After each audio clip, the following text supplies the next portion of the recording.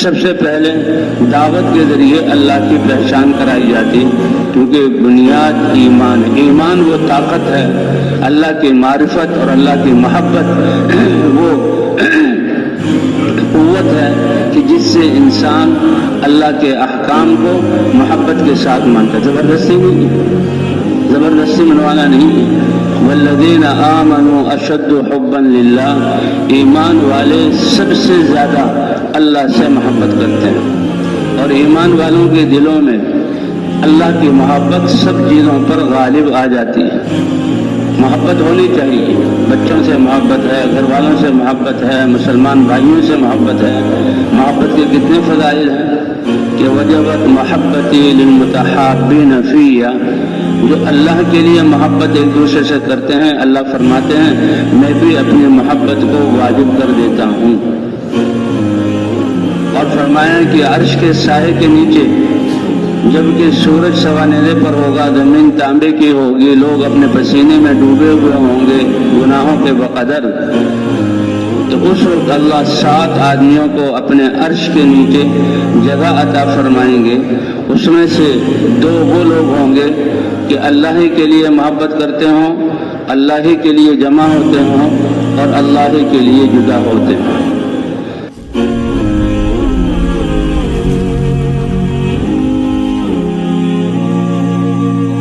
بسم اللہ الرحمن الرحیم، الحمد للہ نحمده ونستعینه ونستهدیه ونستغفره ونؤمن به ونتوکل علیہ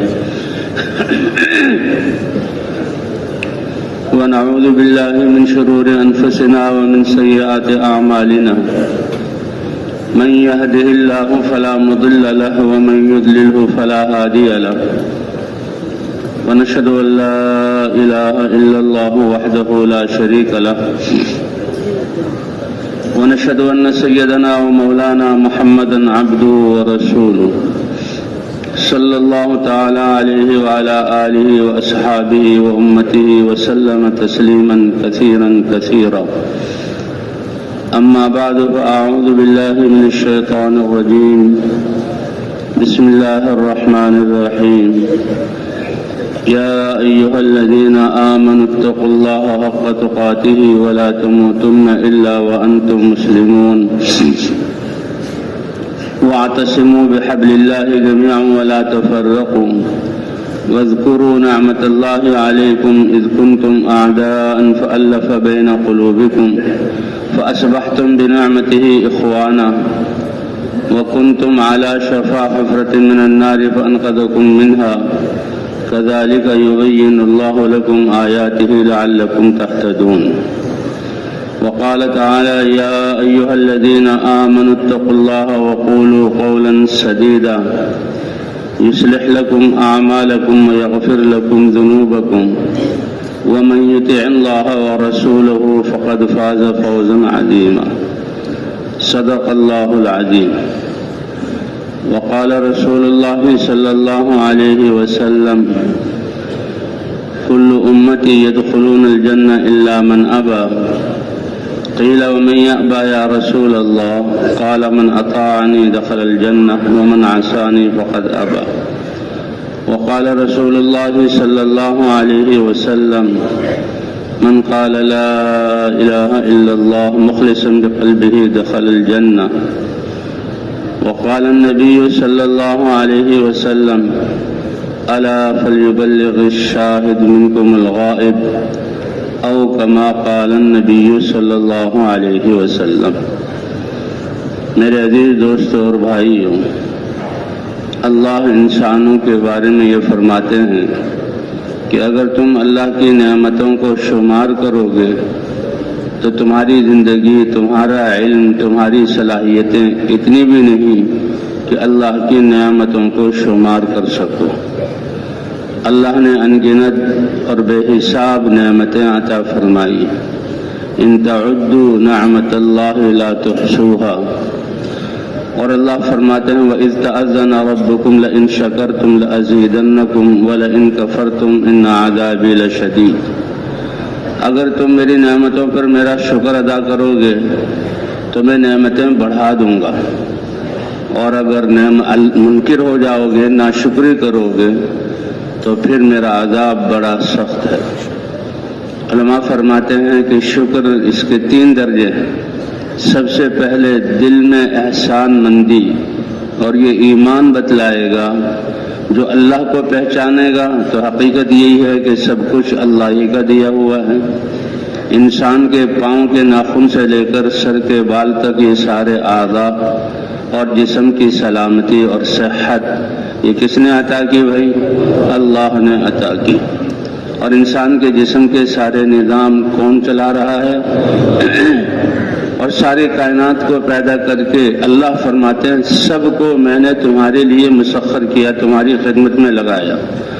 هو الذی سخر لکم ما فی السماوات وما فی الارض جميعا۔ اب اللہ نے سب کچھ مسخر کیا تو کیا مطلب؟ اللہ کا تم کو پیدا کرنا بیکار تو نہیں ہے۔ افحسبتم انما خلقناکم عبثا، تم اپنے بیکار کاموں سے خود شرمندہ ہوتے ہو اور بیکار کاموں پر ملامت کرتے ہو کہ اپنے رب کے بارے میں یہ گمان کر لیا کہ تمہیں بیکار پیدا کی؟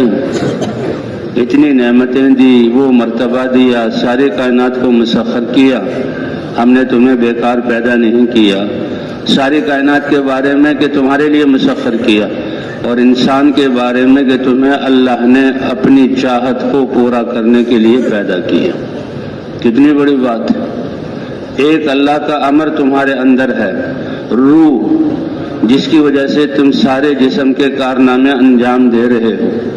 تمہارے جسم کی بقا، تمہارے آنکھوں کا دیکھنا، تمہارا زبان سے اتنے زبردست بات کرنا اور کانوں سے سننا اور اس کو سمجھنا، ہاتھوں سے لین دین کے ہاتھوں تمہارے تجارت پوری دنیا میں پھیل جائے، اور پاؤں سے مسافتیں طے کرنا، یہ سب مرہون منت ہے اللہ کے امر روح کی وجہ سے۔ کہ روح موجود ہے تو سارے اعضاء جڑے ہوئے ہیں اور ہر عضو کام کر رہا ہے، اور یہ حسن اور جسم باقی ہے۔ اور روح کا نکل جانا ایک جسم سے یہ اس کے فساد کی ابتدا ہے۔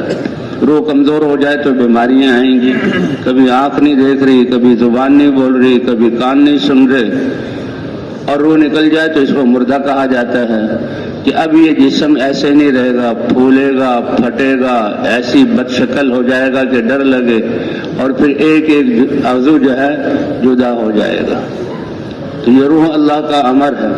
اسی طرح اللہ تعالیٰ نے اس کائنات کے لیے اپنے احکام اور اوامر کا مجموعہ اللہ نے اپنا دین اتارا ہے۔ دین میں سارے انسانوں کی کامیابی رکھی، اور دین ہی میں جب تک انسانوں میں دین باقی ہے تو سارے کائنات کی بقا اس دین کی وجہ سے ہے۔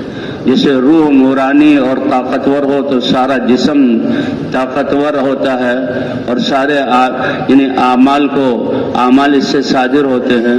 تو اسی طرح اس دنیا میں دین کمال کے ساتھ موجود ہو تو اللہ اس دنیا کو امن کا گہوارہ بنائیں گے، اور ہر چیز جو ہے وہ اپنے مقصد کو ادا کرے گی۔ جیسے روح کے بگڑ جانے سے بیماریاں آتی ہیں، اور روح کے نکل جانے سے جسم میں فساد آتا ہے، تو دین کی کمی کی وجہ سے کائنات کے حالات بگڑیں گے۔ یہ سمندروں میں سونامیوں کا آنا اور طوفانوں کا اٹھنا، اور زمینوں میں زلزلے آ کر زمینوں کا پھٹنا، اور پہاڑوں کا ہلنا، اور بے وقت بارش ہونا، یہ ضرورت سے زیادہ بارش کا ہونا، اور خوف اور بگاڑ کے حالات کا آنا، یہ اللہ کے دین اور احکام کے کم ہونے کی وجہ سے۔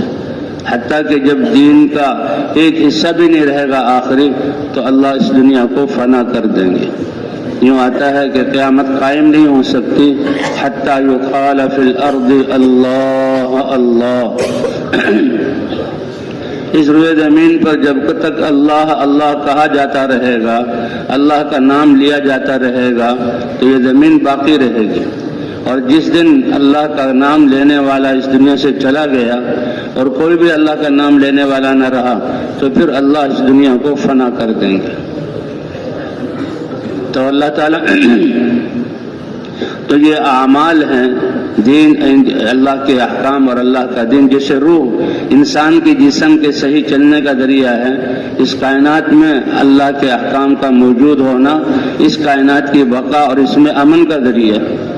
یہ بات اسی جانوروں اور مخلوقات کو بھی محسوس ہوتی ہے.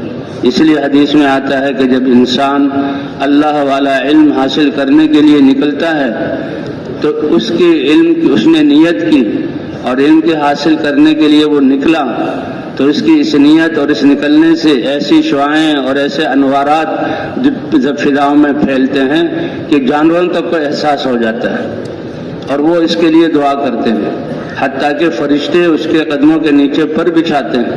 لَتَضَعُ أَجْنِحَتَهَا لِطَالِبِ الْعِلْمِ رِضًا بِمَا صَنَعَ.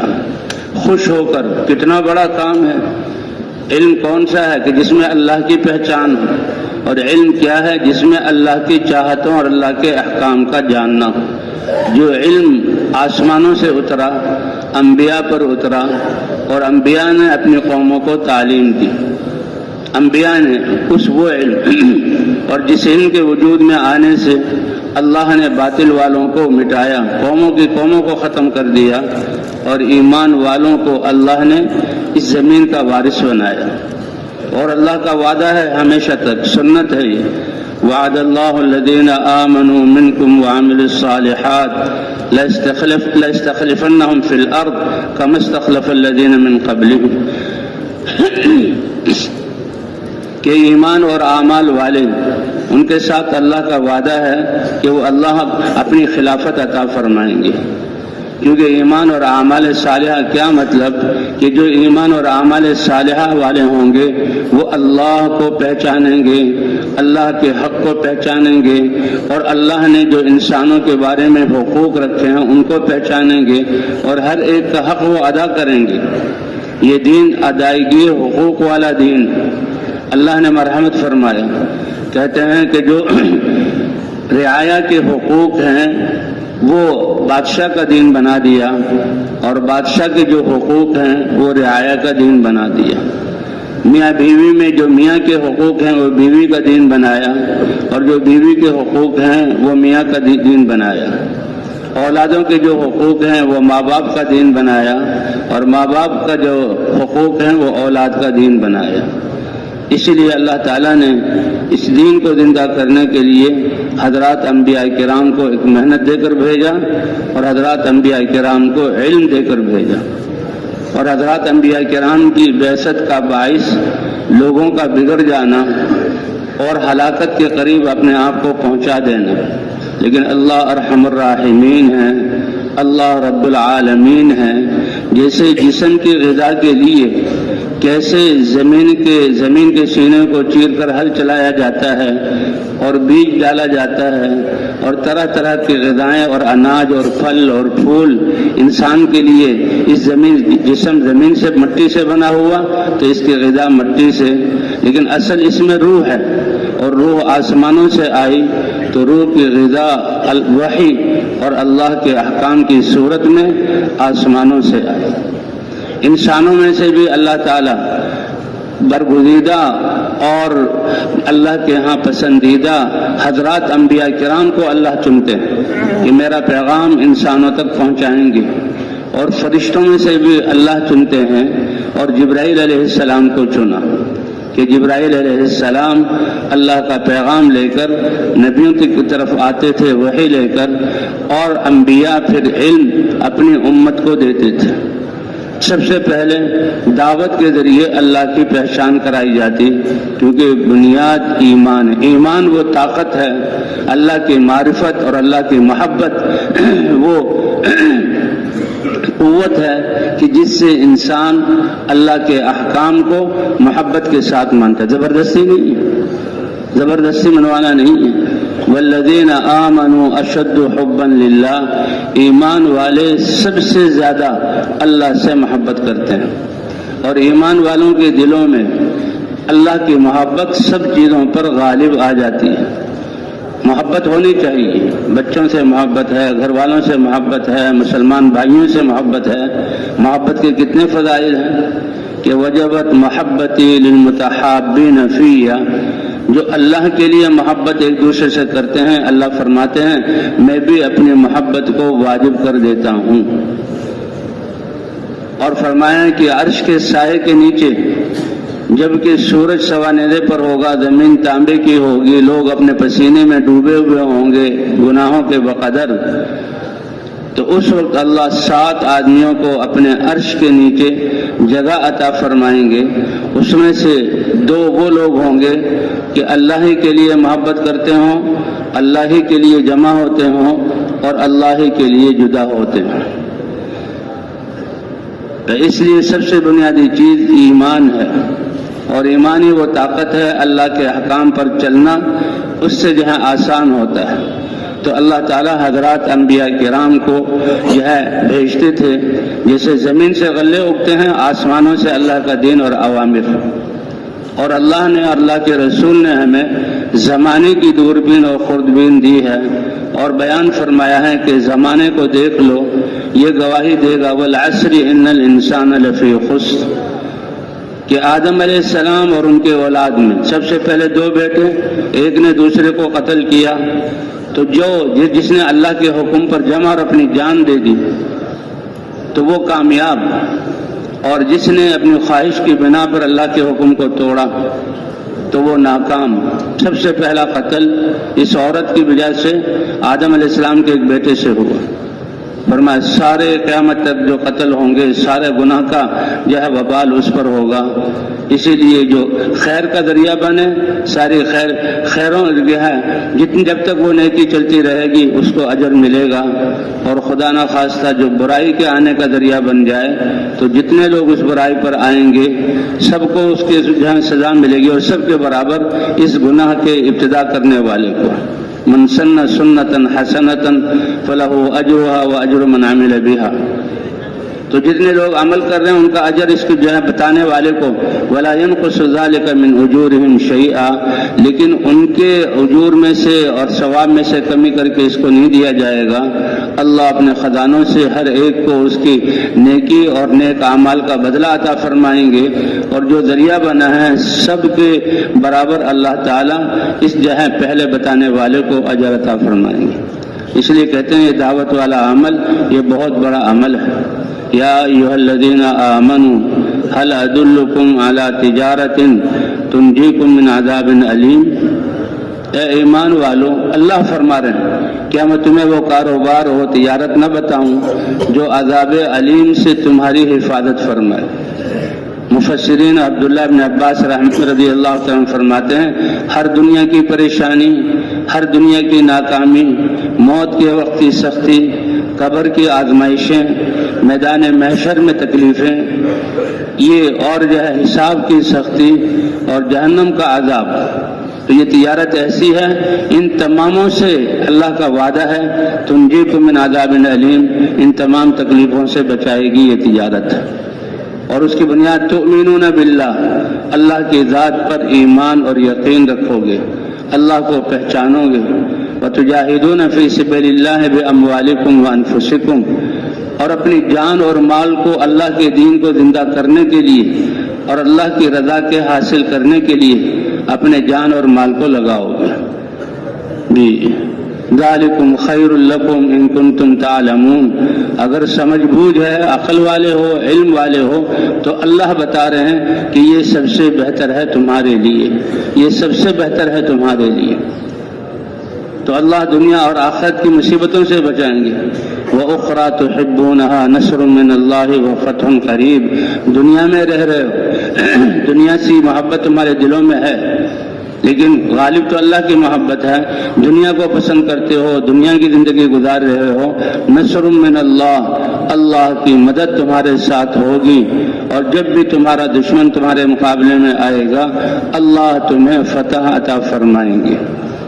من عادى لي وليا فقد آذنته بالحرب، ایمان والے اور اپنے اعضاء کو اللہ کے حکم کے مطابق استعمال کرنے والے، تقوی سے اپنی زندگی کو پاکیزہ بنانے والے، یہ اللہ کے دوست ہیں، اللہ کے اولیاء ہیں۔ اللہ فرماتے ہیں جو میرے دوست کو تکلیف دے گا تو میرا اس کے ساتھ اعلان جنگ ہے۔ تو بھائی عزت اور محبت آسمانوں سے آتی ہے، یہ انسان دھوکے سے زمین پہ رہتا ہے، زمین کی چیزوں میں عزت سمجھتا ہے، حالانکہ یہ مخلوقات یہ تو خود ایک بے جان چیز ہیں، اور مخلوقات کے جمع کرنے سے مسائل حل نہیں ہوتے، مسائل بڑھتے ہیں۔ ہر چیز بے جان اور اندھی ہے۔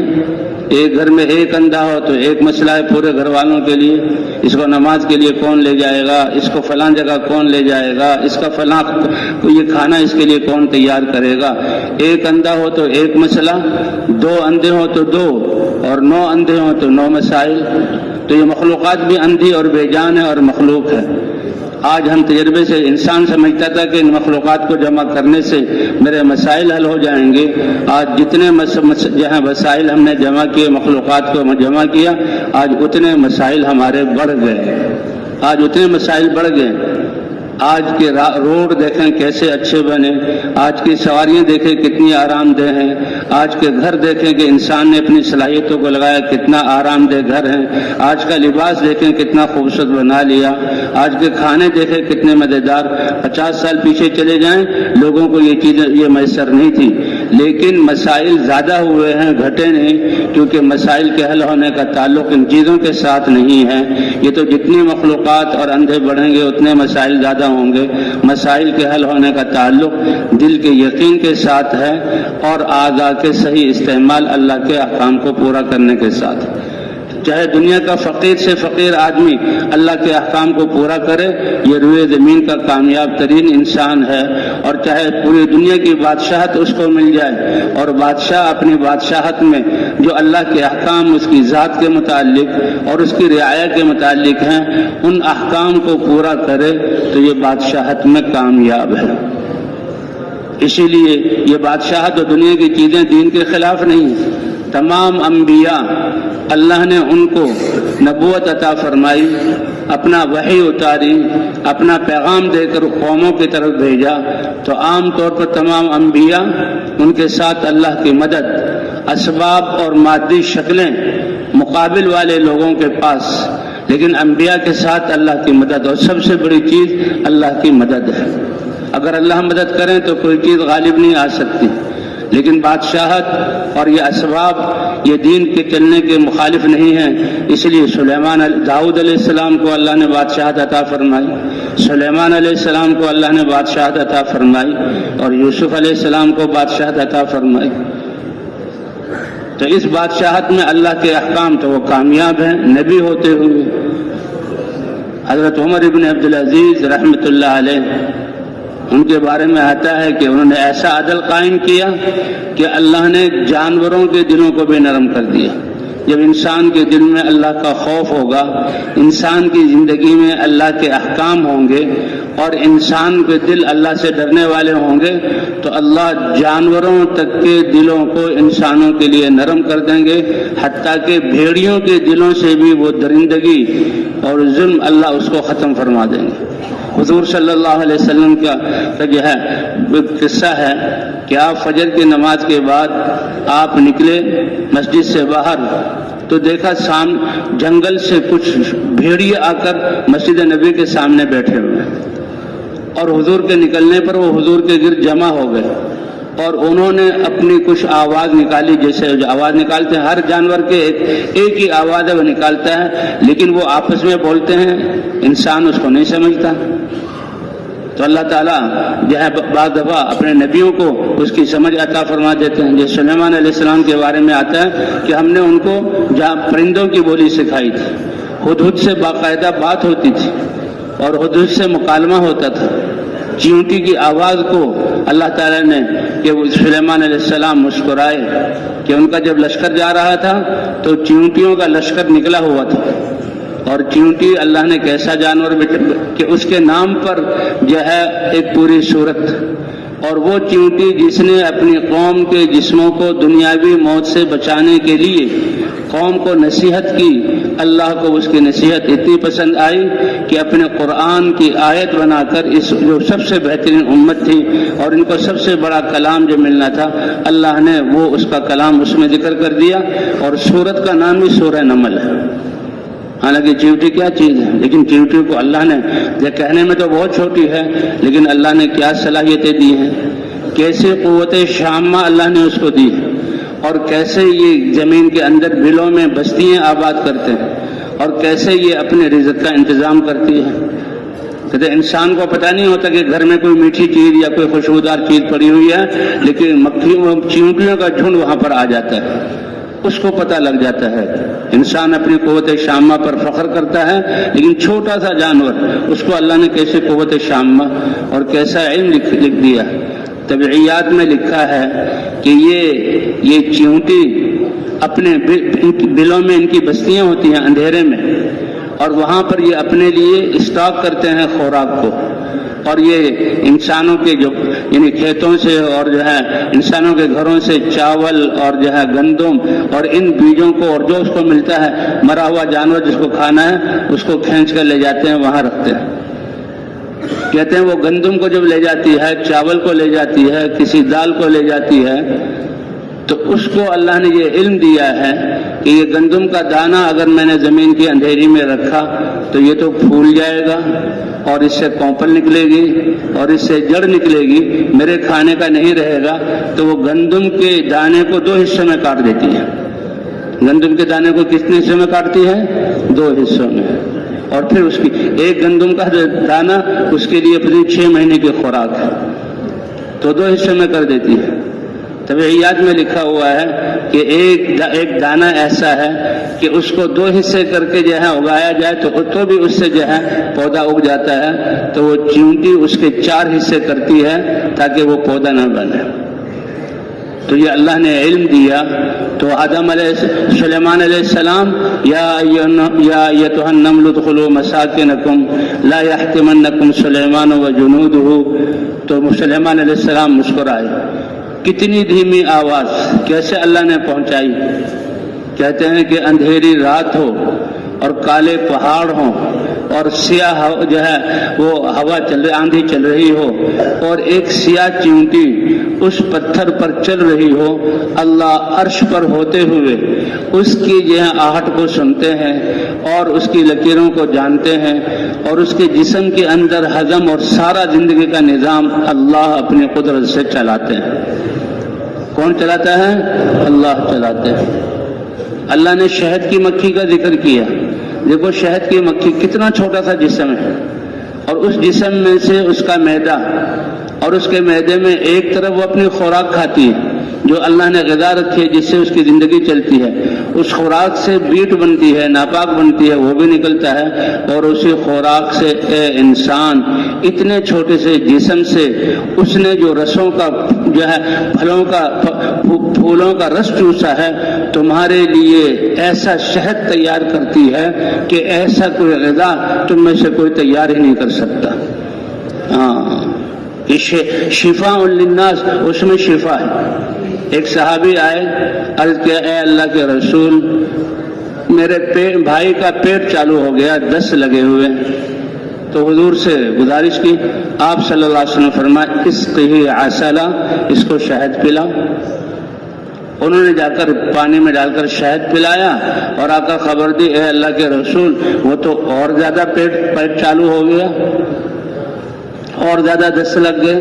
اللہ کے رسول نے فرمایا اللہ نے سچ کہا اور تمہارے بھائی کے پیٹ سے جو ظاہر ہو رہا کہ دست اور زیادہ لگ گئے، تمہارے بھائی کا پیٹ جھوٹ ظاہر کر گیا. اس کو اور شہد پلاؤ. دوبارہ پلایا. کہا اے اللہ کے رسول اور زیادہ جو ہے وہ کیا کہتے ہیں دست لگ گئے. اللہ کے رسول نے فرمایا اللہ کا کلام سچ ہے اور تمہارے بھائی کا پیٹ جھوٹ ظاہر کر رہا ہے، یہ غلط بتا رہا ہے کہ دست اور لگ گئے. اور شہد پلاؤ. جب اور پلایا تو اللہ نے شفا دے دی. اور وہ اللہ کی حکمت کے اس کے جسم میں وہ دست لگے تھے جتنا گندا مواد تھا اللہ نے نکال دیا، نکل گیا تو اللہ نے شفا دے دی. تو شفا دینے والی ذات کون سی ہے؟ اللہ کی ہے. تو یہ چیونٹی اس لیے اللہ تعالیٰ نبیوں کو پرندوں کی بولی سکھا دیتے تھے. ہدہد سلیمان علیہ السلام اس سے بات کرتے ہیں، وہ قصہ جو لکھا ہے بلقیس کا. تو بہرحال حضور صلی اللہ علیہ وسلم جب وہ بھیڑیے بات کر رہے ہیں، حضور صلی اللہ علیہ وسلم نے صحابہ کو بلایا اور کہا دیکھو یہ جنگل میں جو بھیڑیے ہیں تمہاری بکریوں کو کھاتے ہیں اللہ نے ایسا امن قائم کیا کہ ان کا دل ایسا نرم ہوا کہ یہ وفد بن کر تم سے صلح صفائی کے لیے آئے ہوئے ہیں۔ بھیڑیوں کا دل نرم ہو جانا یہ کس سے ہوگا؟ اللہ کے دین سے ہوگا، اللہ کے دین سے ہوگا۔ ساری کائنات انسان کے لیے، کیونکہ یہ انسان کا سرمایہ ہے۔ آج ہم دنیا کے بیجوں سے اور پولیس اور فوج کے لباس سے اور دنیا کے گریڈوں سے انسانوں کی قیمت لگاتے ہیں، یہ بڑا افسر ہے، یہ اس سے بڑا افسر ہے، یہ وزیر ہے، یہ وزیر اعظم ہے، یہ صدر ہے، اس کا تو کائنات کی نظر میں اس انسان کی قیمت اس کے دینی سرمایہ سے ہوتی ہے، اور دینی سرمایہ ہر وقت انسان کے ساتھ ہے۔ آپ کے دل میں جو ایمان اور اللہ سے تعلق اور محبت ہے، اس کا نور آپ کے ساتھ ہے اور کائنات کو اس کا شعور ہے۔ آپ نے جب سے نمازیں پڑھنے شروع کی، نمازوں کا نور اور سرمایہ آپ کے ساتھ ہے، کوئی اس کو لے نہیں سکتا، روک نہیں سکتا، کم نہیں کر سکتا، اور اس کو کائنات کو اس کا شعور ہے۔ آپ نے جو اللہ کا ذکر کیا ہوا ہے، اس کا نور، قرآن پاک کی تلاوت، یہ سب آپ کے ساتھ ہے، اور یہ جو ہے کائنات اس کو محسوس کرتی ہے۔ دنیا کے بنے ہوئے محلات، اور محلات میں بڑے بڑے کمرے، اور کمروں میں بڑے بڑے جو ہے مشہریے، اور ان پر پھولوں کی سیج اور نرم بسترے، اور وہاں کے جو ہے زینت کے اسباب، اس کو آپ اپنے ساتھ نہیں لے جا سکتے۔ سو گے تو ایک چارپائی پر، پہنو گے تو ایک جوڑا، اس سے زیادہ آپ پہن ہی نہیں سکتا۔ لیکن جو ایمان اور اعمال ہیں یہ ہر وقت انسان کے ساتھ، اور اسی کے اعتبار سے یہ جو ہے کائنات اس کے ساتھ معاملہ کرتی ہے۔ تو محبت اوپر سے آتی ہے کہ جب انسان تقوی اختیار، اللہ بڑے مہربان ہے، انسان کے دل میں ایمان ہو اور انسان اللہ کے احکام کو پورا کرے تو اللہ اس کو اپنا محبوب بنا لیتے ہیں۔ آتے ہیں لا یزال عبدی یتقرب الی، کہ انسان اللہ کی عبادت کر کے اللہ کے قریب ہوتا رہتا ہے، اللہ اس کو اپنا محبوب بنا لیتے ہیں۔ اور یہ ہے کہ میں اس کا کان بن جاتا ہوں، اس کی زبان بن جاتا ہوں، اس کی آنکھ بن جاتا ہوں۔ کیا مطلب؟ کہ جیسے آدمی اپنی آنکھ اور اپنی زبان اور اپنے کان کو اپنی مرضی کے مطابق استعمال کرتا ہے، حاجت کے وقت استعمال کرتا ہے، تو یہ انسان اللہ کی چاہت کے مطابق اپنی زبان اور کان اور اپنی آنکھوں کو استعمال کرتا ہے۔ کتنی بڑی بات ہے، کتنی بڑی بات ہے کہ اللہ اپنی چاہت کو اس پر کھول دیتے ہیں۔ فرمایا انسان جب اللہ کے قریب ہوتا ہے، اللہ اس کو اپنا محبوب، اللہ ایسے قدردان ہیں کہ یہ انسان ایمان اور اعمال سے جب اللہ کو خوش کرتا ہے، اسی لیے ہے حدیثوں میں، اے انسان تو نے مجھے پا لیا اور مجھے راضی کر لیا تو ساری کائنات کو تو نے پا لیا، کیونکہ ساری کائنات کو میں تمہارے فائدے میں استعمال کروں گا۔ ساری کائنات تمہارے ساتھ ایمان اور اعمال کے نور اور سرمایہ کو دیکھ کر تمہارے تابع ہوگی، اور جیسے کہ ہوا انبیاء کے ساتھ اور جیسے کہ ہوا صحابہ کرام کے ساتھ۔ تو انسان تو اللہ تعالیٰ اس سے محبت کرتے ہیں، اور حدیثوں میں آتا ہے جبرائیل علیہ السلام کو اللہ بلاتے، فرشتوں میں سب سے بڑے فرشتے کہ جن کو اللہ نے وحی کے لیے چھانٹا، جیسے انسانوں میں سب سے اعلیٰ انبیاء کرام ہیں، اللہ نے اپنا پیغام دینے کے لیے قوموں تک دعوت کے لیے ان کو چھانٹا اور بھیجا، تو اسی طرح فرشتوں میں سے اللہ نے جبرائیل علیہ السلام کو، اے جبرائیل فلاں میرا بندہ، میں اس سے محبت کرتا ہوں، تم بھی اس سے محبت کرو۔ تو بھائی محبت کے لیے چاہے دنیا کا بادشاہ ہو، سارے اسباب ہوں، یا دنیا کی کوئی نعمت بھی نہ ہو، اللہ کے محبوب بننے کے لیے دل کا یقین ٹھیک ہو اور جسم کا استعمال ٹھیک ہو، اور اللہ نے جو عہدہ اور ذمہ داریاں دی اس میں اللہ کے احکام کو پورا کرے، اللہ اس کو اپنا محبوب بنا لیتے ہیں۔ اے جبرائیل میں اپنے فلاں بندے سے محبت کرتا ہوں، تم بھی اس سے محبت کرو۔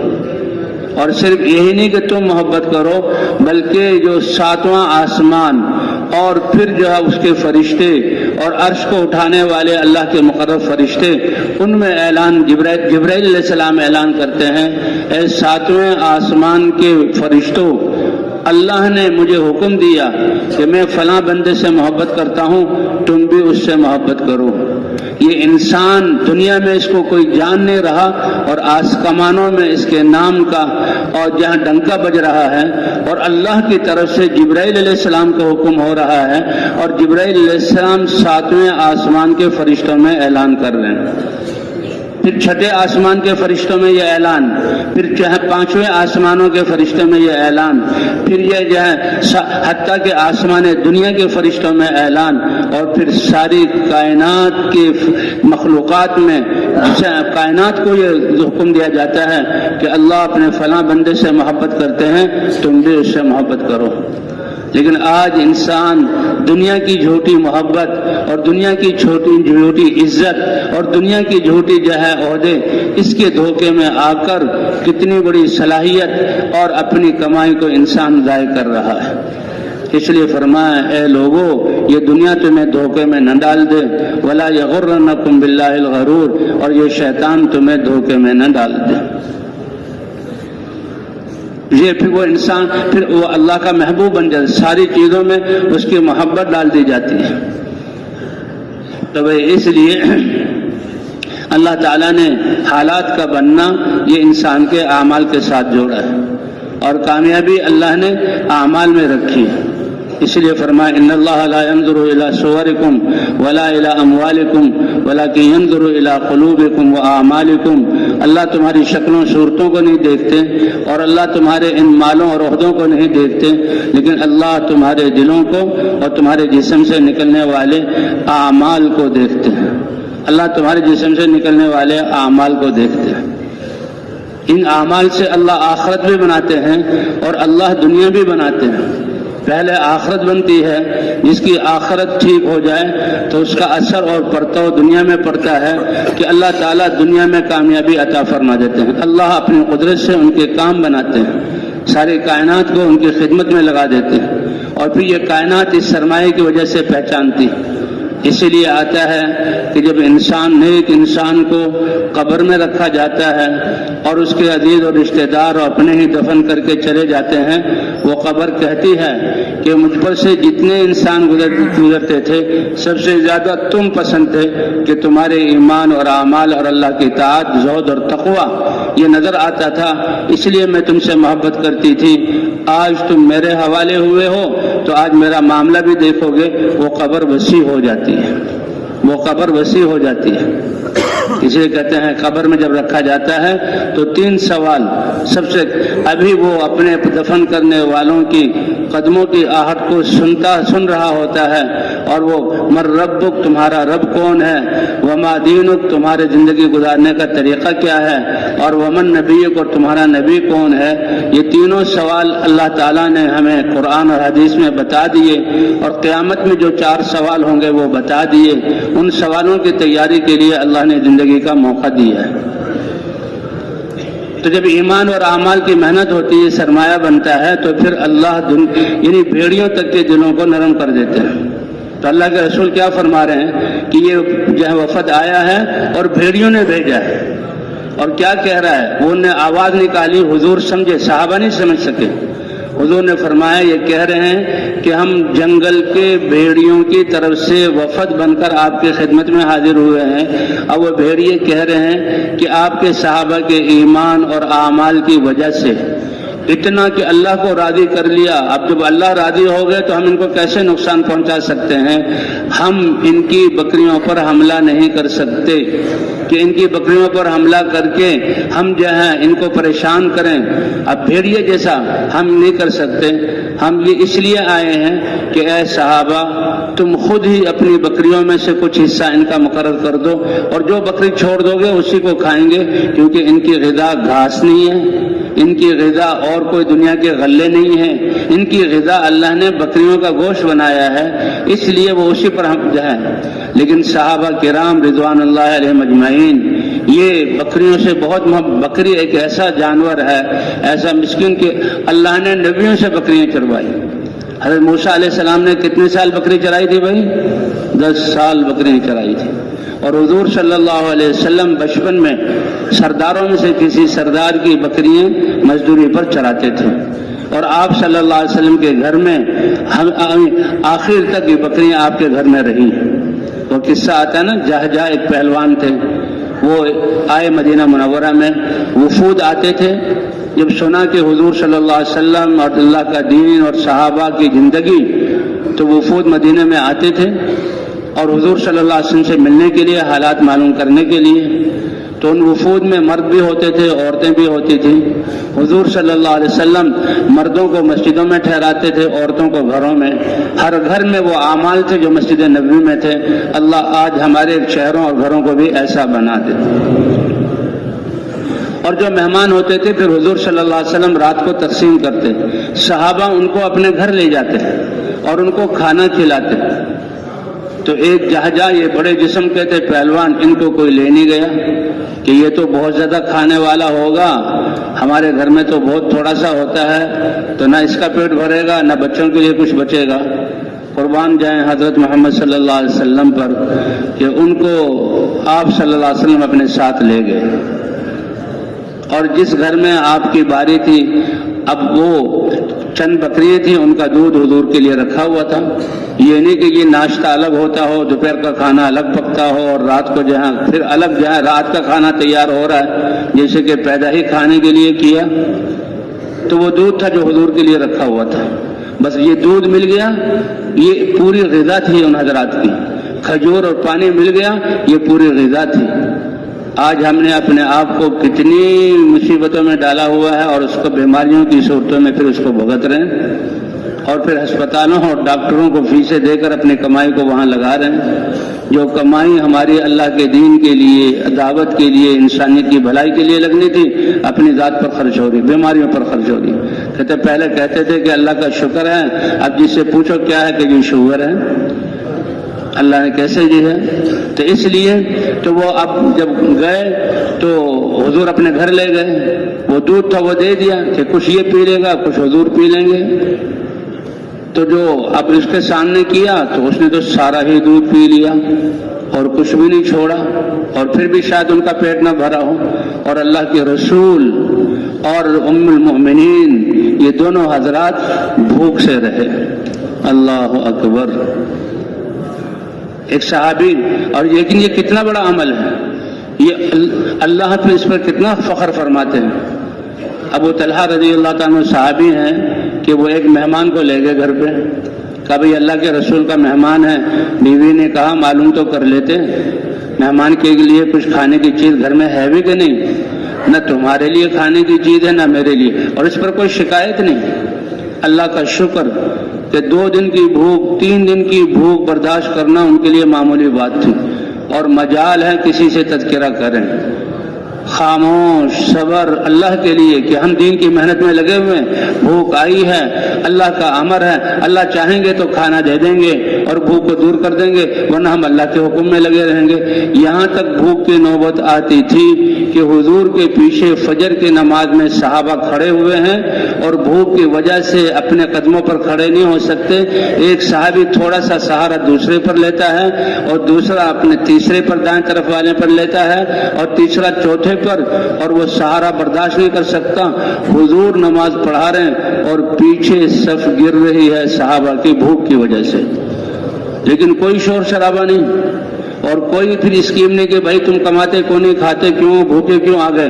اللہ کے رسول کو پتا ہے کہ میرے صحابہ کی یہ بھوک میری امت کے ارب انسانوں کی قیامت کی بھوک سے بچنے کا ذریعہ بنے گا۔ اس لیے حضور صحابہ کو اور قربانی کی ترغیب دیتے تھے کہ جی دعا کر دیجئے بس رزق میں وسعت ہو جائے، ہمارے پیٹ بھر جائے، اور سارے ہم تو اللہ سے بھی اپنی غرضیں ہی مانگتے ہیں۔ اے اللہ، آپ نے ہمیں انسان بنایا، اپنے دین پر چلنے کی توفیق عطا فرما، اور اپنی رضا پر ہمیں سب کچھ لگانے والا بنا دے۔ اللہ اکبر۔ تو ایسا صحابہ کا حال تھا، تو ان کو جو ہے صف گر گئی، اور لیکن کوئی جو ہے صحابہ کرام دین کی محنت میں لگے ہوئے۔ اب جو انہوں نے سارا دودھ پی لیا، وہ مومن غصہ ہوئی کہ عجیب مہمان ہے، لیکن کیونکہ مسلمان نہیں تھے حضور صلی اللہ علیہ وسلم نے اس طرح، تو ابو طلحہ کا کہ وہ اپنے حضور کے مہمان کو لے کر آئے، بیوی سے کہا مہمان کو، کبھی پوچھ تو لیتے، تم نے بھی بھوکا رہنا ہے، میں نے بھی، یہ ایک معمول کی بات تھی۔ آج کون سا گھر ہے کہ جس میں ناشتہ نہ ہوتا ہو، دوپہر کا کھانا نہ ہوتا ہو، رات کا کھانا نہ ہوتا ہو، چولہا نہ جلتا ہو؟ کون سا ایسا گھر ہے؟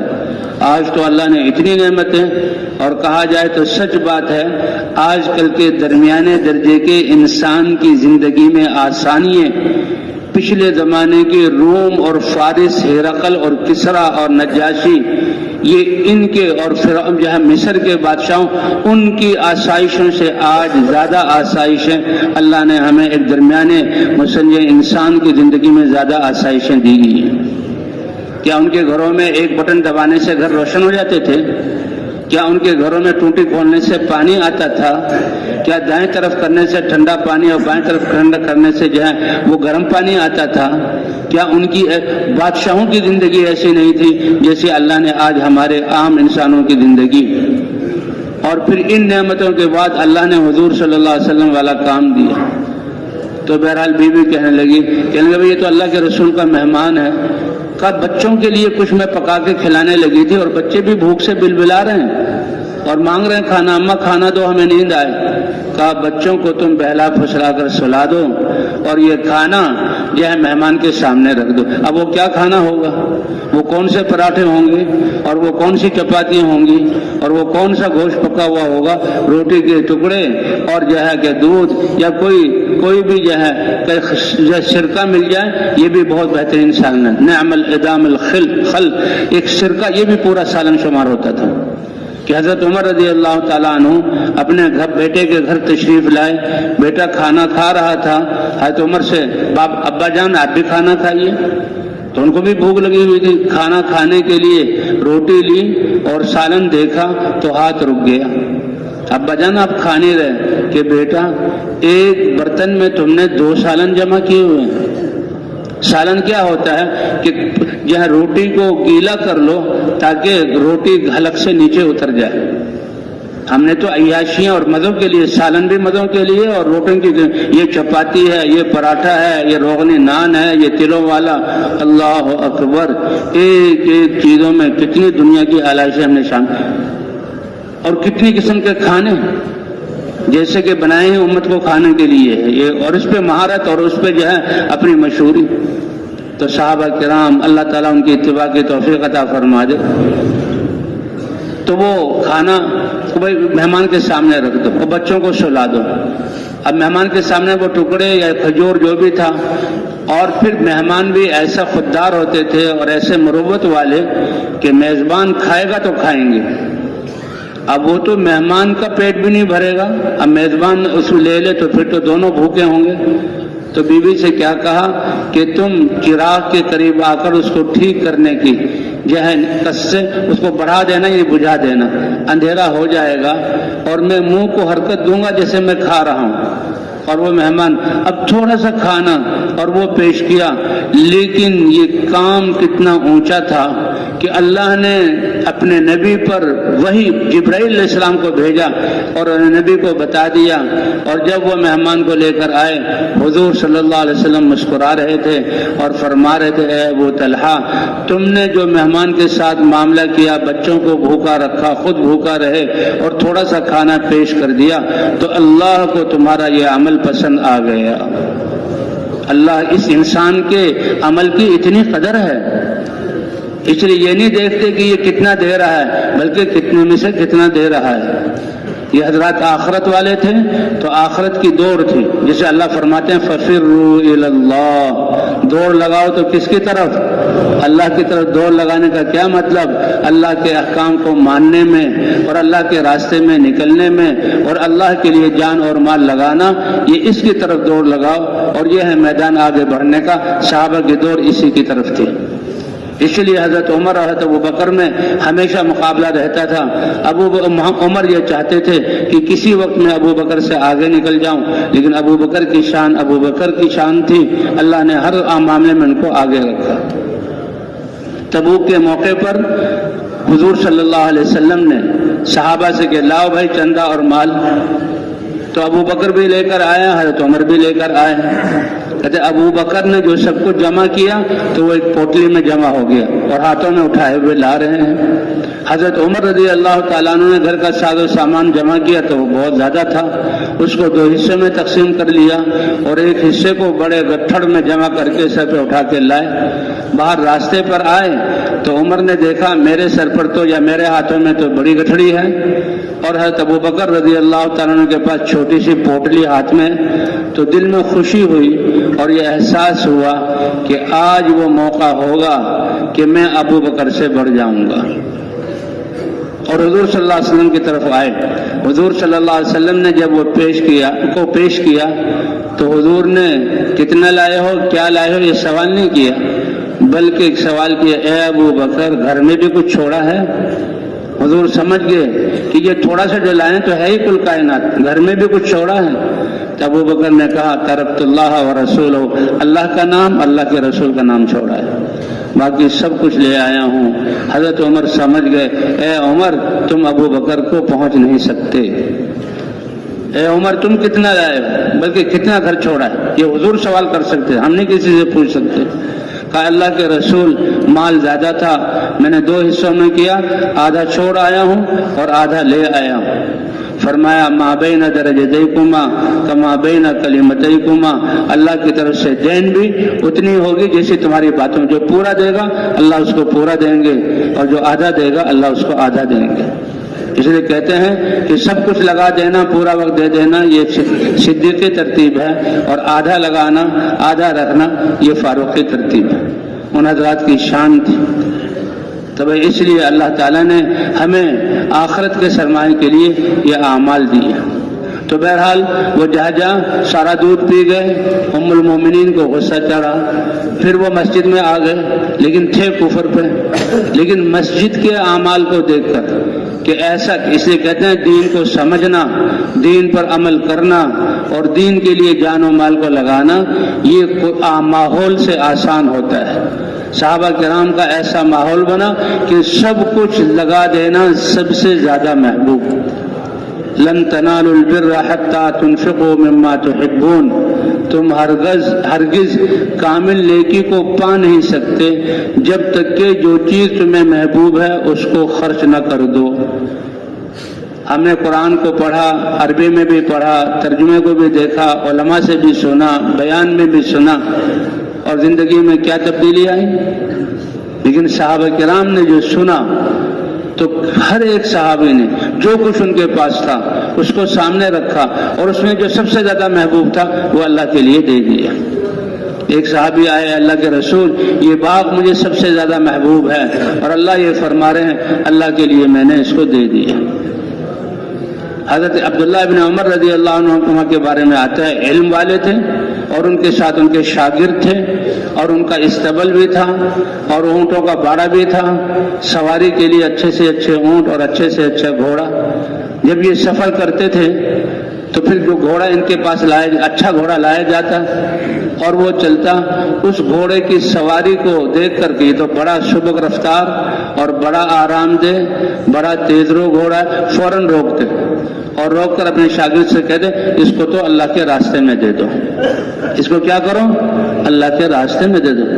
کہ حضرت استبل میں تو بہت گھوڑے ہیں، وہ دے دیں گے کہ نہیں، اللہ کو میں نے سب سے محبوب چیز دینی ہے۔ اللہ آج ہمیں بھی یہ جذبہ اور شوق عطا فرما دے۔ لن تنالوا البر حتى تنفقوا مما تحبون، وہ اللہ کے راستے میں دے دیتے تھے۔ تو بہرحال حضرت جہجہ مسجد میں رہے، مسجد میں اعمال، اور پھر جو ہے اچھا وہ مسلمان ہو گئے، اللہ نے ان کو جو ہے ہدایت دے دی کہ مسجد مدینے کا ماحول ایسا تھا کہ سخت سے سخت کافر اگر وہ ضدی اور ہٹ دھرم نہ ہو اور اللہ نے اس کی گستاخی سے مہر نہ لگائی ہو تو وہ ایک ہی دن میں اسلام میں داخل ہو جاتا، ورنہ 3 دن سے زیادہ اپنے کفر پر باقی نہیں رہ سکتا تھا۔ اب جب رات ہوئی تو حضور نے مہمانوں کو تقسیم کیا تو ان کو پھر بھی کوئی نہیں لے گیا، اور یہ لے آپ حضور صلی اللہ علیہ وسلم لے گئے اور ان کے سامنے وہی دودھ پیش کیا۔ ام المومنین سمجھی آج بھی سارا دودھ پی لے گا اور حضور اور گھر والے بھوکے رہیں گے، تو اس نے تھوڑا سا دودھ پیا اور باقی دودھ واپس کر دیا۔ حضور کے لیے بھی بچا، گھر والوں کے لیے بھی بچا۔ تو جو ام المومنین تھی وہ بڑی حیران ہوئی، یا رسول اللہ یہ وہی آدمی ہے جو کل تھا کہ ہاں اس نے کل تو سارا دودھ پی لیا تھا، اور یہ نہیں کہ وہ مسجد نبی میں دسترخوان لگے ہوں کھانا کھایا ہو، یہی ان کا کھانا تھا۔ کیوں؟ ان کا مقصد دین کی محنت، ہمارے تو جماعتوں میں ہاں بھائی ناشتہ تیار ہو گیا، چائے اور بسکٹ آ گئے، اور کچھ جو ہے پاپے بھی آئے ہوئے ہیں، ہاں بھائی کھانے میں کیا پکایا ہے، اور رات کا کھانا اور دوپہر کی چائے۔ اللہ اکبر۔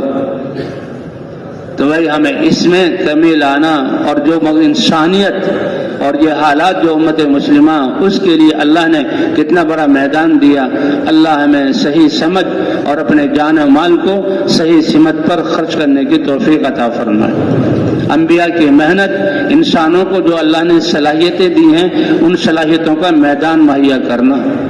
تمہارا میدان جو ہے لوہے کو کوٹنا اور اس سے جو ہے آلات بنانا، اور جو ہے لکڑی سے فرنیچر بنانا اور مٹی سے گھروں کا بنانا، تمہاری صلاحیت کا خرچ کا میدان یہی ہے نہیں ہے، بلکہ تمہاری صلاحیتوں کا میدان تو اللہ کے کلمے کو لے کر پھرنا اور اللہ کا تعارف کرانا اور اللہ کے دین پر چلانا۔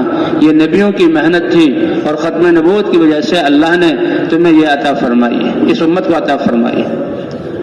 تو تھوڑا سا دودھ پیا اور واپس، تو بہت حیران ہو گئی کہ اللہ کے رسول یہ کیا ہوا کہ مسلمان انسان کے جسم میں 7 آنتیں ہیں پیٹ میں، اور کافر برکت نام کی کوئی چیز نہیں، اللہ کا نام نہیں اس کی زندگی میں، کافر ہوتا ہے تو وہ 7 آنتوں کو بھرتا ہے، اس لیے بہت زیادہ کھاتا ہے، سارا دودھ پی لیا پھر بھی اس کی بھوک دور نہ ہوئی۔ آج یہ مسلمان ہو گیا ہے، اور مسلمان کی زندگی میں اللہ ایسی برکت دیتے ہیں کہ ایک آنت میں بھی کھانا چلے جائے تو وہ کھانا اس کے لیے کافی ہو جاتا ہے، کھانا اس کے لیے کافی ہو جاتا ہے۔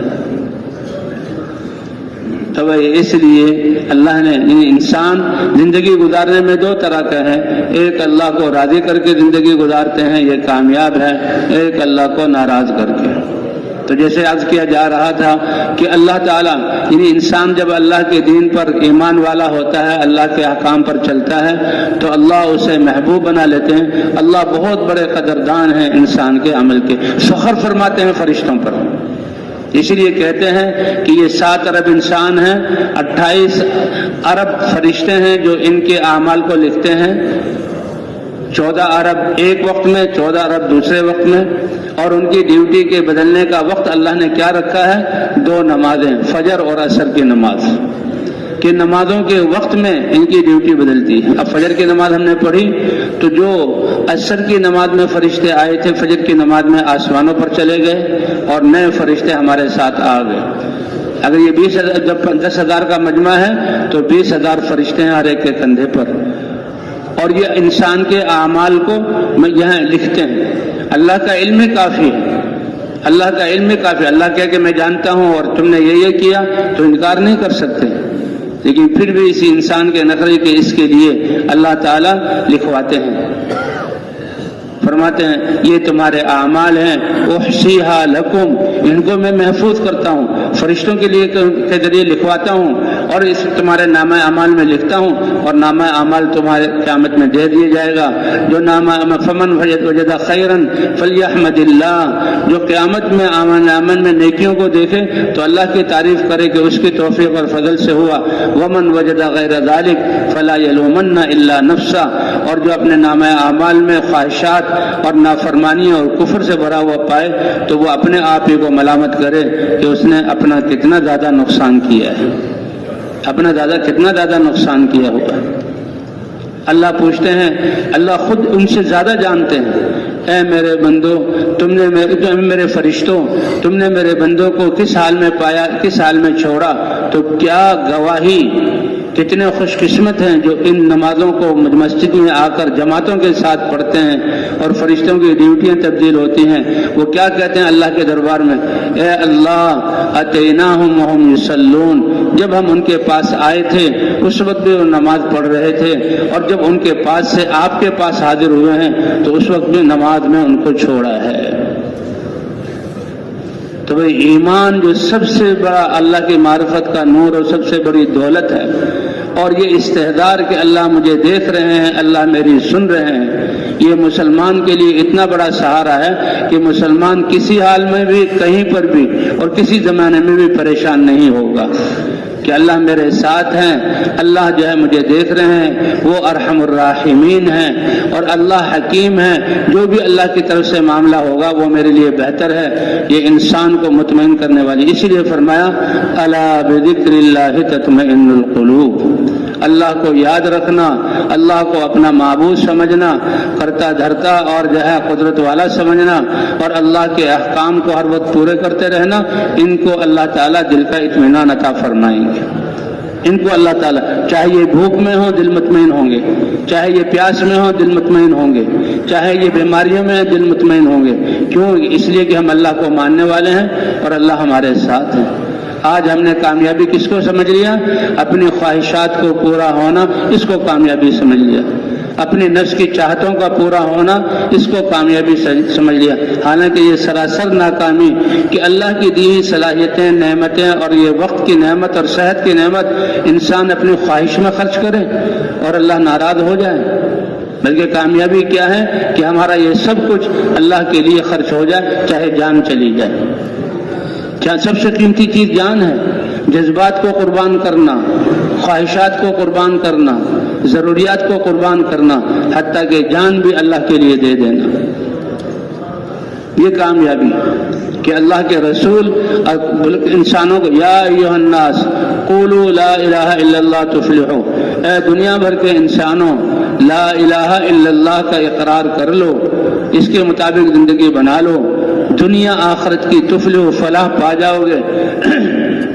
حضرت بلال، حضرت خباب اور حضرت عمار اور ان کے والد یاسر اور ان کی والدہ یہ سمیہ اور یہ سب اللہ کے رسول کی بات پر یقین کر کے کلمے کو پڑھا، اور کلمے کو پڑھتے ہی کافروں نے تو تابڑتوڑ ان پر حملے کیے اور ان کی زندگی اجیرن اور دوبھر کر دی، لیکن یہ پریشان نہیں ہوئے، یہ اس حال میں مطمئن تھے، بلکہ یہ کلمہ پڑھنے سے پہلے کی زندگی پر نادم تھے۔ حالانکہ معمول کی زندگی گزر رہی تھی، آرام سے کھانا پینا سونے کا موقع ملتا تھا، لیکن اپنی وہ صلاحیتوں کو اپنی خواہش اور دنیا کے لیے تو سمجھ گئے کہ اس وقت ہم گمراہی میں تھے، اور آج جبکہ ہمیں سزا دی جا رہی ہے اللہ کے دین کی، اب ہم کامیاب۔ بلال کو یقین ہے کہ یہ کوڑے پڑ رہے ہیں، یہ کامیاب، کیونکہ میرا جسم جو خرچ ہو رہا ہے اللہ کے دین کے لیے۔ حضرت خباب جن کو آگ کے انگاروں پر ڈالا جا رہا ہے، جن پریشانی تو ہے، تکلیف تو ہے، لیکن وہ یہ نہیں کہہ رہے کہ میں ناکام ہوں، یا رسول اللہ یہ آپ نے کیسا وعدہ کیا، یہ تو زندگی دوبھر ہو گئی۔ نہیں، اب وہ خوش ہیں، ہم نے اپنے اللہ کو پہچانا اور ہم نے اللہ کے کلمے کو یہاں پر سے ایمان لائے اور اس کی دعوت دے رہے ہیں، اور ہمارا جسم اللہ کے دین کے لیے خرچ کیا جا رہا ہے، اس پر وہ خوش اور یقین کہ کامیابی ہے۔ اسی لیے خباب ابن عرت کہتے ہیں کہ میں تو میرا کوئی قبیلہ نہیں تھا، قبائلی زندگی تھی، اور اپنے اپنے قبیلے پر لوگ فخر کرتے تھے، کیونکہ فقر و فاقے اور بھوک کی وجہ سے لوٹ مار، کہ دوسروں کو لوٹو اور دوسروں کا مال جمع کرو اور کھاؤ اور ان کی گردنوں کو اڑاؤ، تو یہ بہت عام تھا۔ اس لیے قبائل کی زندگی تھی، اور جو اکا دکا ہوتا تھا وہ کسی قبیلے کے ساتھ منظم ہو جاتا تھا، اس کو حلیف کہتے تھے۔ خباب ابن عرت کہتے ہیں کہ میرا کوئی قبیلہ تو بڑا تھا نہیں، میں تو کسی کے ساتھ ملا ہوا تھا، لیکن جب میں نے کلمہ پڑھا تو سب نے مجھے چھوڑ دیا، اور کلمہ پڑھ کے کلمہ چھپاتے نہیں تھے، بلکہ وہ کلمے کی دعوت دیتے تھے کہ اللہ کی معرفت کی وجہ سے اپنی پچھلی گمراہی کہ اتنے زیادہ گمراہ کہ انسان بتوں کو پوجے تو وہ اس کو برداشت نہیں کر سکتے تھے، اور ان لوگوں کو اس جاہلیت سے نکالنے کے لیے برملا و لا الہ الا اللہ کی دعوت دیتے تھے اور اس کا اعلان کرتے تھے۔ تو باطل کو اس سے کیا کہتے ہیں دکھ و تکلیف، تو ساری قوتیں ان کو، تو خباب ابن عرت کو تو آگ پر ڈالا جاتا تھا، حضرت بلال کو رات کو کوڑے مارے جاتے تھے کہ رسیوں سے باندھیں تاکہ آگے پیچھے بھاگ نہ سکیں، اور سرداروں کی لائن ہے اور ایک کوڑے برسا رہا ہے، اور جو کوڑے کا چمڑا جو اٹھتا ہے جسم سے تو خون کی فوار، لیکن بلال مطمئن ہیں اور وہ یقین پر ہیں کہ یہ کامیابی، اور وہ یہی آواز لگاتا ہے احد احد، اللہ ایک ہی ہے۔ اور وہ کہتے اے بلال، یا تو اس عہد کے کلمے کو چھوڑ دو، ورنہ اسی پر مر جاؤ گے. کہ اسی حال میں جان دینا قبول ہے، لیکن اللہ کی وحدانیت کے زبان سے اقرار اس کو میں رک نہیں سکتا. کہ جب موسیٰ علیہ السلام دعوت دی اور فرعون بڑا سخت تھا تو فرعونیوں میں سے بعض اہل حق وہ ایمان لے آئے، لیکن فرعون کے عذاب کے ڈر سے انہوں نے اپنے ایمان کو چھپائے رکھا. ٹھیک ہے، لیکن حضور صلی اللہ علیہ وسلم کی امت میں جو کلمہ پڑھتا تھا وہ فوراً کلمے کا اعلان دعوت کی نیت سے کرتا تھا. اے میری قوم، اللہ سے غافل ہو کر زندگی گزارو. لا الہ الا اللہ، عبادت کے لائق کون ہے؟ صرف اور صرف ایک اللہ ہے. لا الہ الا اللہ، یہ اللہ کی معرفت کا کلمہ ہے. ہر چیز کا تعارف کرانے کے لیے مثبت جملہ، یہ فلاں چیز ہے، فلاں جگہ کی بنی ہوئی ہے اور فلاں اس کے فائدے ہیں، اتنے جو ہے سستی یہ مل رہی ہے، آپ کو اتنا فائدہ، مثبت جملے. لیکن اللہ کی وحدانیت ایسی کہ پہلے ساری چیزوں سے، ریت کے ذرے سے لے کر عرش معلیٰ تک اور چیونٹی سے لے کر جبرائیل فرشتوں کی ذات تک، سب کی ان میں سے کوئی الہ نہیں بن سکتا. وہ ذات کی جس کے سامنے جھکا جائے، جس کی بات کو مانا جائے، وہ کون ہے؟ اکیلا. لا الہ الا اللہ وحدہ لا شریک لہ، وہ اکیلا ہے اور اس کے ساتھ کوئی شریک نہیں.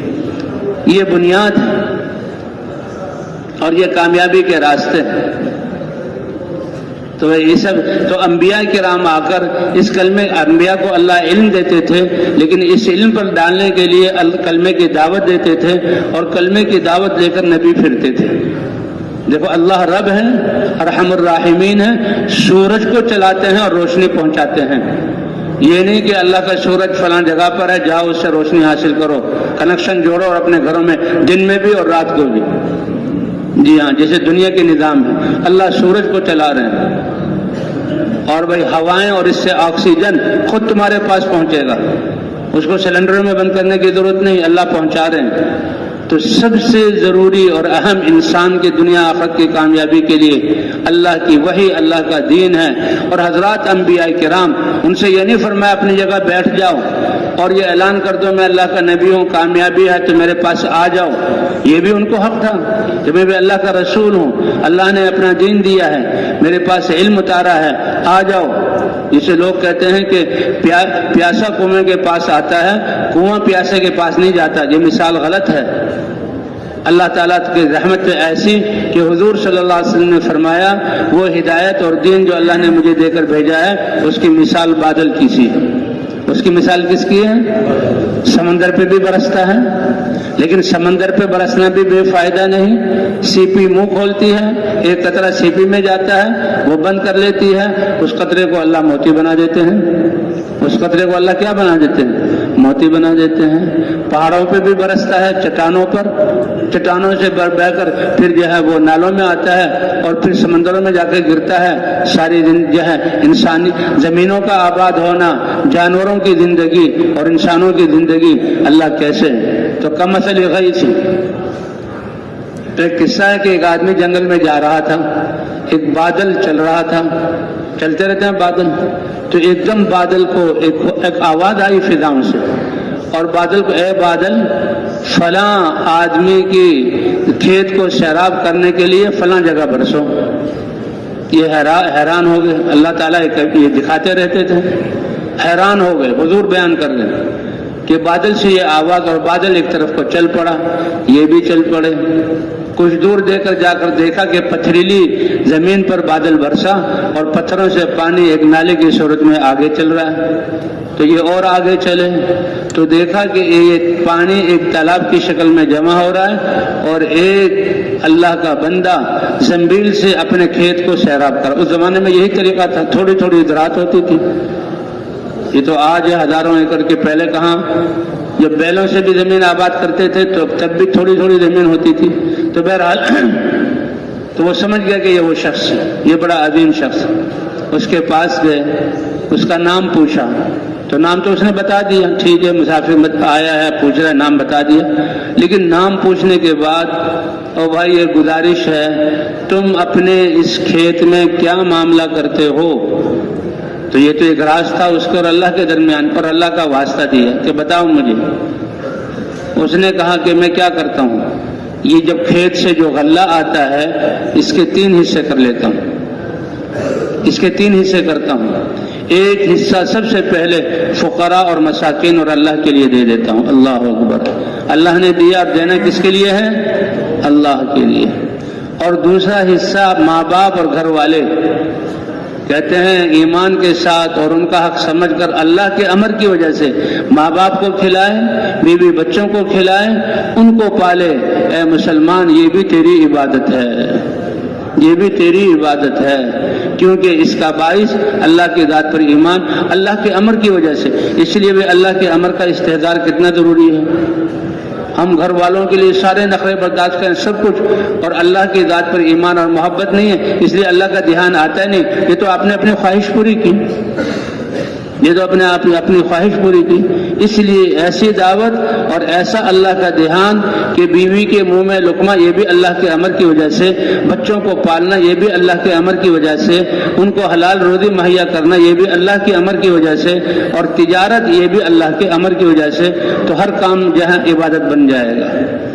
فرمایا وہ تاجر جو اپنی تجارت میں سچائی اور امانت داری اختیار کرے گا کہ اللہ کا حکم ہے، تو یہ تاجر قیامت میں انبیاء، صدیقین، شہداء اور صالحین کے ساتھ اس کا حشر ہوگا.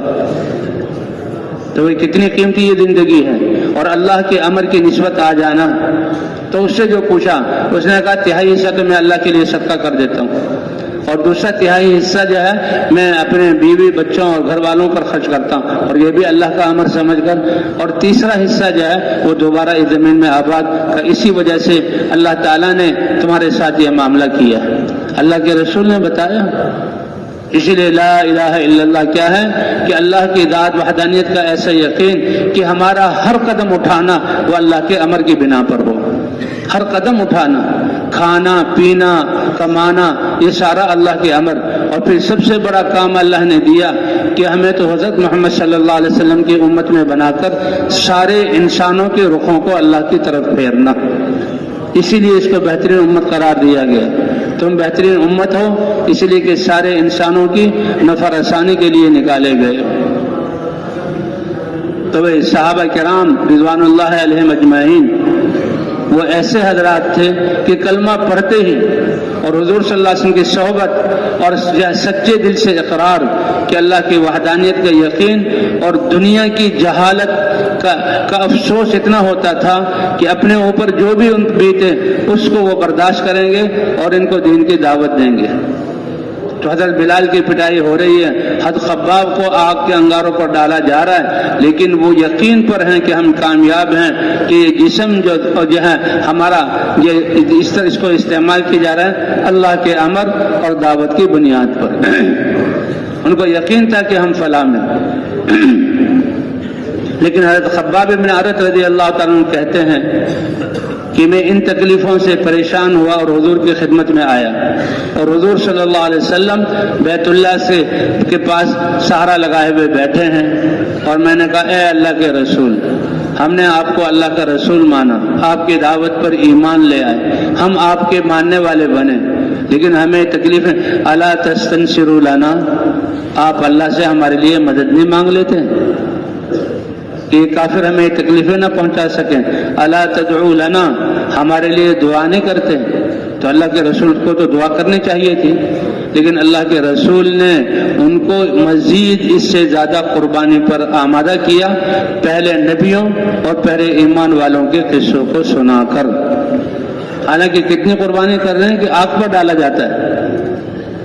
فرمایا ابھی سے پریشان ہو گئے، یہ ایمان تو کتنی بڑی دولت ہے، اور اس کے لیے کیسی آزمائشیں آتی ہیں کہ تم میں سے پہلے ایمان والے، بعضوں نے کہا وہ انبیاء، کہ ایک شخص کو ایمان کی وجہ سے لایا جاتا تھا، رسیوں سے باندھ کر کھڑا کیا جاتا، کہا چھوڑ دو اللہ کا نام اور اس کی دعوت کا، نہیں چھوڑوں گا، وہ اللہ ہے میں مانتا ہوں اور اس کے حکم پر چلنا ہے.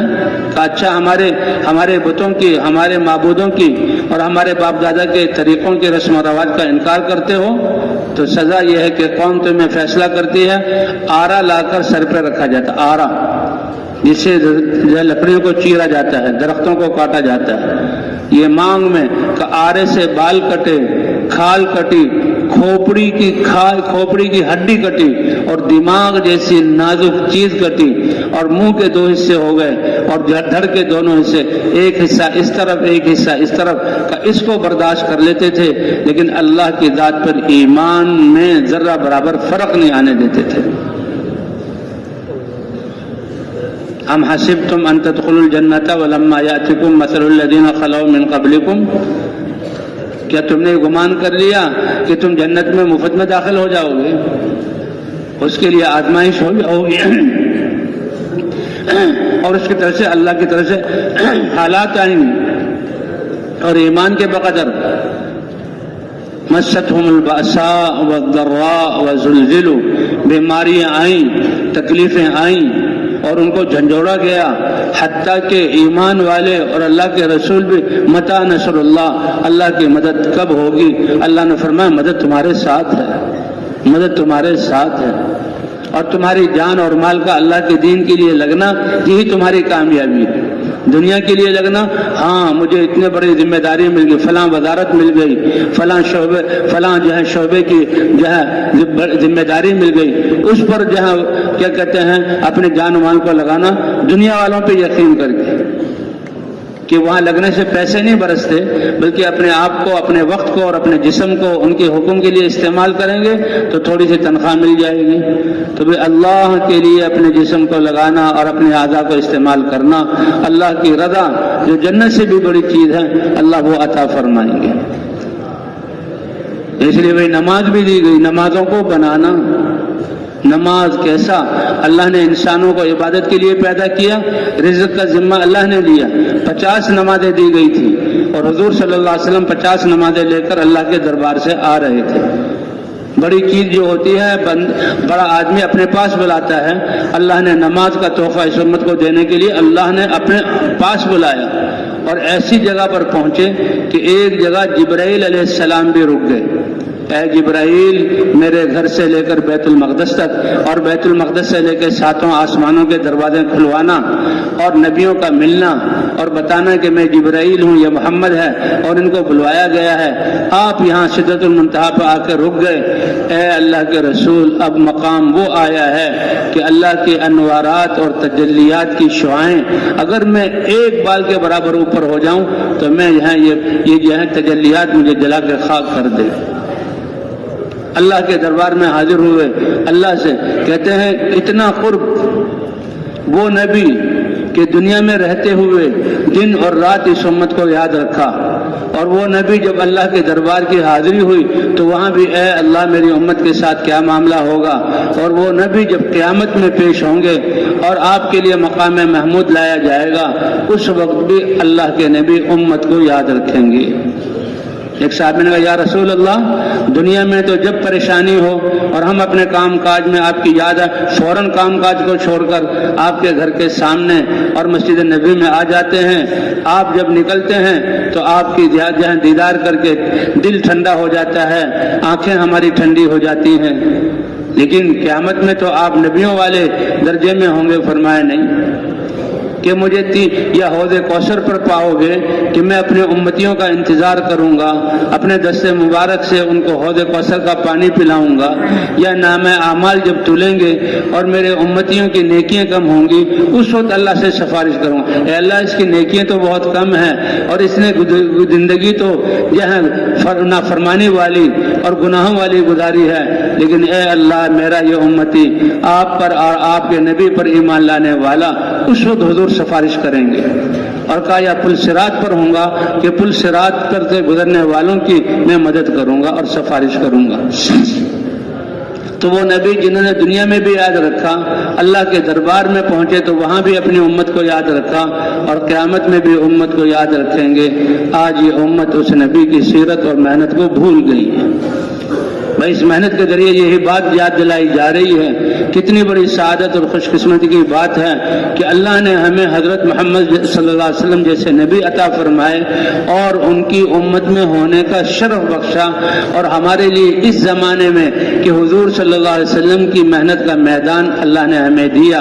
बस अल्लाह ताला संजीदगी के साथ और जैसे हक है ऐसे अल्लाह ताला इस मेहनत को करने की तौफीक अता फरमाए। تو اس لیے ایمان دعوت بھی دینی ہے، اپنی نمازوں کو بھی بنانا ہے۔ یہ اللہ نے اپنے گھر بیوت، یہ مساجد کیا ہیں؟ اللہ کا گھر ہے، اور سب سے زیادہ پسندیدہ اللہ کو یہ مساجد پسند ہے، اور 5 دفعہ مؤذنین کے ذریعے اللہ بلاتے ہیں اور فرمائیں کیونکہ دین کا اجر اللہ نے دنیا میں اطمینان اور عزت رکھی ہے اور آخرت میں انعامات، اس لیے من غدا الی المسجد او راحا اعد اللہ له نزلا فی الجنت کلما غدا او راحا، کا جو صبح کو مسجد میں جائے اور شام کو مسجد میں جائے تو اللہ کی عبادت کرے، یہ اللہ کی مہمانی میں ہے، لیکن اللہ اس کا اظہار کریں گے کہ میدان محشر میں قیامت میں اللہ تعالی ہر آنے کے بدلے میں ایک مہمانی ان کو عطا کریں گے۔ اعد اللہ له نزلا فی الجنت کلما غدا او راحا، جنت میں ان کے لیے دسترخوان لگیں گے کہ تم فلاں نماز کے لیے مسجد میں آئے تھے یہ اس کا، تم فلاں گشت کے لیے مسجد میں آئے تھے مشرق کے لیے اس کی مہمان نوازی، ایک ایک کو گنایا جائے گا اور اللہ کی طرف سے مہمان نوازی کی جائے گی۔ فبشر المشائین فی الظلم الی المساجد بالنور التام یوم القیامہ، یہاں تو سورج کی روشنی ہے اور انسان قبر سے اٹھے گا تو کوئی روشنی نہیں ہوگی، فرمایا کہ جو بکثرت مسجدوں کی طرف جانے والے ہیں اور خاص طور پر رات کے اندھیروں میں مغرب کی نماز، عشاء کی نماز اور تہجد کی نماز، اللہ کے سامنے رونا، اللہ کے راستے میں نکل کر مسجدوں میں رہنا، فرمایا جو ہے جانے والے ان کو پورے نور کی خوشخبری سنا دو جو قیامت میں ان کے ساتھ ہوگا۔ تو اس لیے بھائی اپنی نمازوں کو بھی بنانا ہے۔ نماز ایک اتنا زبردست اور پیارا عمل ہے، 5 دفعہ اللہ اپنے گھر کی طرف بلاتے ہیں، اور ایسا عمل ہے کہ اس کو اللہ نے اپنے دربار میں بلا کر اس کو دیا اور پورے اعضاء کو انسان اللہ کے حکم کا پابند کر دیتا ہے۔ حج کا تعلق مال کے ساتھ ہے اور کچھ ارکان ہیں جسم کے ساتھ بھی ہے، اور زندگی میں ایک دفعہ اور جن پر حج فرض ہو ان کے لیے۔ روزے کا تعلق انسان کے جسم کے ساتھ ہے، اور چاہے 12 مہینوں میں سے 1 مہینہ، اور صرف دن میں روزہ رکھنا۔ تو بھائی اس لیے یہ تو باقی 11 مہینے، لیکن نماز ایک ایسا عمل ہے کہ 5 دفعہ اللہ کے دربار میں آنا، اللہ نے اپنی ملاقات کا بہانہ کہ 5 دفعہ میرے گھر میں آ جاؤ، اور مؤذنین کے ذریعے اللہ اکبر اللہ اکبر۔ اور اللہ کی دین کیسی ہے کہ جب انسان نیند سے اٹھتا ہے اور وضو کرتا ہے کہ وہ وضو کر کے مسجد جاؤں گا اور نماز پڑھوں گا، اسی وقت سے اللہ کی طرف سے انعام اور اعزاز شروع ہو جاتا ہے کہ اس کے منہ کے دھونے سے ناک اور کان اور آنکھوں کے گناہ اللہ تعالیٰ اس سے صاف کرتے ہیں۔ گناہ کا کہتے ہیں گناہوں کی سیاہی اور بدبو اگر اللہ ظاہر کر دیں تو کوئی جاندار چیز اس کی بدبو کی خرابی کی وجہ سے زندہ نہ رہ سکے، سانس گھٹ کے مر جائے، یہ تو اللہ نے پردہ فرمایا ہوا ہے۔ جھوٹ کی سیاہی اور بدبو، غیبت کی، ظلم کی، اللہ کی نافرمانی کی، نمازوں کو چھوڑنے کی سیاہی،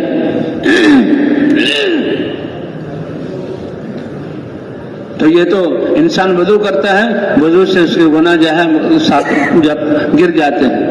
علماء فرماتے ہیں جو صغیرہ گناہ ہے کبیرہ کے لیے توبہ کرنی پڑتی ہے، اور پھر یہ اس انسان کی زینت کا سامان بنتا ہے۔ حضور سے پوچھا صحابہ نے، اے اللہ کے رسول آپ اپنی امت کو کیسے پہچانیں گے؟ کہا اعضائے وضو ان کے چاند کی طرح چمک رہے ہوں گے، اس سے میں پہچانوں گا۔ اب یہ مسجد کی طرف جاتا ہے، ہر قدم پر اللہ ایک گناہ معاف فرماتے ہیں، ہر قدم پر اللہ ایک درجہ بلند فرماتے ہیں، اور ہر قدم پر اللہ ایک جو ہے جنت ایک نیکی لکھ دیتے ہیں۔ یہ تو نماز سے پہلے کا، اور جب مسجد میں آ جاتا ہے تو جب تک نماز کے انتظار میں رہے اس کو نماز کا ثواب ملتا رہتا ہے۔ اس لیے بھائی یہ نماز کو بنانا، اچھے سے اچھا بنانا، یہ نماز اس میں پورے اعضاء کو انسان اللہ کے حکم کا پابند کر لیتا ہے، اس لیے جس کی نماز ٹھیک ہو گئی اللہ اس کی پوری زندگی کو ٹھیک کر دیں گے۔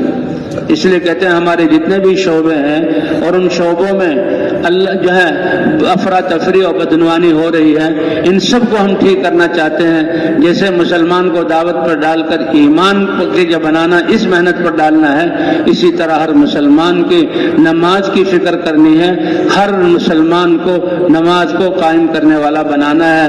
مرد مسجد میں جماعتوں کے ساتھ، عورتیں گھروں میں نماز کا اہتمام کریں۔ کہ بھئی کوشش کرو گے انشاءاللہ؟ ہمارے حضرات بتاتے ہیں کہ مولانا الیاس صاحب رحمۃ اللہ علیہ کیسے فکر مند، ایک دفعہ فجر کی نماز کی طرف پڑھانے کے بعد متوجہ ہوئے لوگوں کی طرف، نمازیوں کی طرف، او بھائیو تم نماز پڑھنے آ گئے، تم اپنے گھروں سے وضو کیا فجر کی نماز، اور تم جو ہے رات کے اندھیرے میں اٹھے فجر کی نماز پڑھ لی، لیکن تم نے جو گھروں میں بے نمازی ہیں، تمہارے محلوں میں بے نمازی ہیں، اور نماز کا جو نقصان، کہتے ہیں تمہاری نماز پڑھنا اگر ان کی فکر نہیں کرو گے، تمہاری نمازیں اللہ کی ناراضگی سے بچائیں گے نہیں۔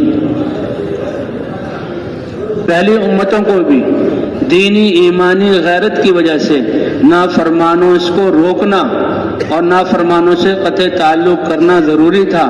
اگر وہ ان کو روکتے نہیں تھے، غیرت کی وجہ سے کھاتے پیتے تھے، تو ان کے دل بھی اللہ تعالیٰ ان کے اندھے جو ہے سیاہ کر دیتے تھے، اور پھر وہ بھی انہی کی طرح عمل کرنے لگتے تھے، حالانکہ ان کے ذمہ دعوت نہیں تھی۔ ہمیں تو اللہ نے خیر امت ہونے کا لقب بخشا، حضرت محمد صلی اللہ علیہ وسلم کی امت میں ہونے کا اعزاز بخشا، اور آج اللہ نے وہ محنت عطا کی ہے۔ اللہ صحیح سمجھ عطا فرما دے، پچھلی زندگی سے توبہ کر کے بقیہ زندگی کو اللہ تعالیٰ اس محنت کو مقصد بنا کر کرنے کی توفیق عطا فرمائے، کہ مسلمان کی جان اور مال کا اور صلاحیتوں کا سب سے بڑا مصرف اعلاء کلمت اللہ ہے۔ جیسے دنیا میں کہتے ہیں تم کون سے گریڈ کے افسر ہو، کہ جی میں 22 گریڈ کا ہوں، میں فلاں گریڈ کا، او ہو تم اتنے بڑے افسر ہو۔